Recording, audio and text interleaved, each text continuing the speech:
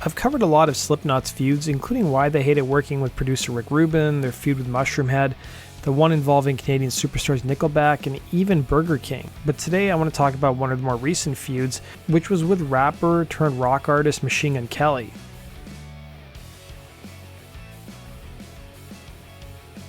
I have to admit that the first time I heard about Machine Gun Kelly was when he became the face of John Varvatos in the fall-winter campaign for 2017. Keep in mind, this is a brand that prides itself on having rock and roll in its DNA, with Jimmy Page, Joe Perry, Ringo Starr, and Gary Clark Jr. in their marketing campaigns over the past several years. Machine Gun Kelly started out as a rapper and has now pivoted to rock music. Some claim his feud with rapper Eminem forced him to take a different path in his career. Eminem wasn't the only person Machine Gun Kelly feuded with, as he's now been involved in a multi-year feud with Corey Taylor of Slipknot. Apparently, the whole Corey Taylor Machine Gun Kelly feud stems from a failed collaboration between the pair. The feud escalated to involve debates over choice to wear comfortable shoes, what exactly constitutes rock music, and even Britney Spears' name inadvertently got dragged through the war of words. The feud started with an interview that Machine Gun Kelly gave to Rock This with Allison Hagendorf, where he criticized the current state of rock and roll and took a swipe at popular rock bands, saying, "I've got to see some F you, I have to. I want some attitude, dude. Like, this is what I effing hate. This is what I will tell you. I did the Warped Tour, and these mother effers would wear comfortable shoes on stage every day. F your effing Nike's New Balance comfy shoes because it makes you feel comfortable. Put on some Doc Martens, put on some Chucks, put on some Vans. Like, it's not about you, it's about the show. You don't look cool, man. Rock and roll is not comfortable, it's uncomfortable, it's a metaphor. Your shoes are a metaphor," he would say. Pretty soon after the interview was released, Machine Gun Kelly faced some backlash from some people online, but he didn't back down with his opinion. Instead, he issued a sarcastic apology on Twitter saying, and I quote, "To the bands mad that I said they wear comfy shoes, I'm very sorry I can get you this upset just by talking about your little pointy New Balances. I wear pink, so what do I know anyway?" he would ask. By February of 2021, Slipknot's Corey Taylor would weigh in without naming names on Cutter's Rockcast, saying, "I hate all new rock for the most part. I hate artists who failed in one genre and decided to go rock, and I think he knows who he is." 7 months would pass and there would be media silence. Then in September of the same year at Riot Fest in Chicago, both Slipknot and Machine Gun Kelly were scheduled to make an appearance the same day at the same time slot, just on different stages. It was during Machine Gun Kelly's performance that he slammed Slipknot on stage, saying, and I quote, "You want to know what I'm really happy that I'm not doing? Being 50 years old, wearing an effing mask on an effing stage, talking shit. So anyways, what's everyone's favorite candy? Reese's Pieces?" he'd ask the crowd.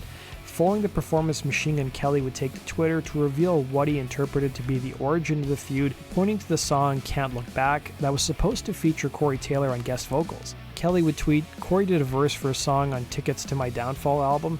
It was effing terrible, so I didn't use it. He got mad about it and talked shit to a magazine about the same album he was almost on. Just admit he's bitter," he'd write. Corey Taylor would address the situation the same month, releasing emails and texts he exchanged with Machine Gun Kelly and with musician Travis Barker, who served as one of several producers on the rapper's album. The messages Taylor released showed the rapper appearing excited about the collaboration. However, things would hit a snag though when the rapper gave Taylor some feedback on his performance, and Taylor would write to Barker, "So I listened to the ideas, and to be honest, I don't think I'm the right guy for the track. Nothing personal. I just think if this is what Machine Gun Kelly is looking for, someone else is the guy to do it. It's all good, and I'm stoked for him. I hope you guys find a right fit for it." Seems like a totally courteous response in my opinion. Machine Gun Kelly would respond to the tweet writing, "Basically, your verse was really bad. Respectfully, I was just telling you to rewrite it because it was really bad. Respectfully, but let's do a Britney Spears cover song together." Months would go by before we would hear anything more about the feud. Then in September of last year, Machine Gun Kelly and Slipknot were both booked for the Louder Than Life festival, and it seemed like a strange booking to have included the rapper, given that most of the acts on the bill were either hard rock or metal. Kelly would taunt some of the audience members who didn't respond kindly to his performance. From there, things did get briefly physical when the rapper and fans came face to face in the photo pit, with the rapper tussling and throwing a punch at someone before security quickly whisked them away, an incident that was pretty similar to his VMA dust-up with Conor McGregor a few weeks earlier. In response to the widely circulating news that fans appeared to relentlessly boo Machine Gun Kelly, one Twitter user shared a video of fans expressing support during the set. Feeling that the headlines misrepresented Kelly's time on stage, his fans would aim their anger at Loudwire in a tweet, even though Loudwire had yet to publish a report on the incident at the time. Machine Gun Kelly would retweet the message and wrote, "I don't know why the media lies in their narrative against me all the time, but all I saw was 20,000 amazing fans at the festival singing every word and 20 angry ones."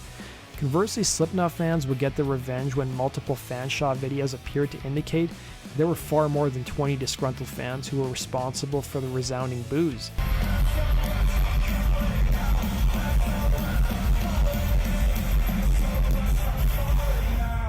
Look, get your fucking hands in the fucking sky like this.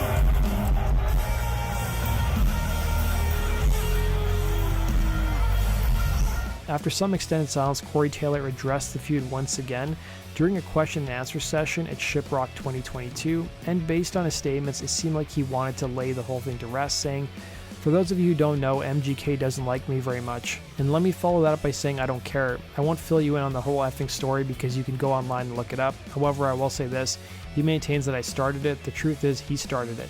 You don't get to walk into a genre with the history, with the work, the fact that this genre really doesn't get effing respect that it deserves. You don't get to walk into some weird substitute teacher and pretend that you can tell us what to wear. Then as recently as March of this year, Taylor would talk to Metro UK where he would state, "There's not a lot of diss tracks in rock, there's a handful, but there's not nearly as many per capita as there are with hip-hop. There are entire albums devoted to shit and hip-hop, but I don't have the time to do that many diss tracks for that many people that I see as effing garbage artists." Then as I was wrapping up the script, Machine Gun Kelly revealed in an interview with Audacity that he is, and I quote, "done with rock and roll," telling the interviewer, "I'm going to make a rap album for myself, for no other reason, no point to prove, no chip on my shoulder. If I keep doing things to prove things to people, I'm going to 1, drive myself crazy, and 2, not make a good product." In 2020, Kelly's album Tickets to Downfall, followed by Mainstream Sellout in March of this year, both would reach the number 1 on the US Billboard 200 charts, with Mainstream Sellout becoming one of the best-selling albums of this year so far. That does it for today's video, guys. Thanks for watching. Be sure to like button and subscribe. We'll see you again, Rock and Roll True Stories. Take care.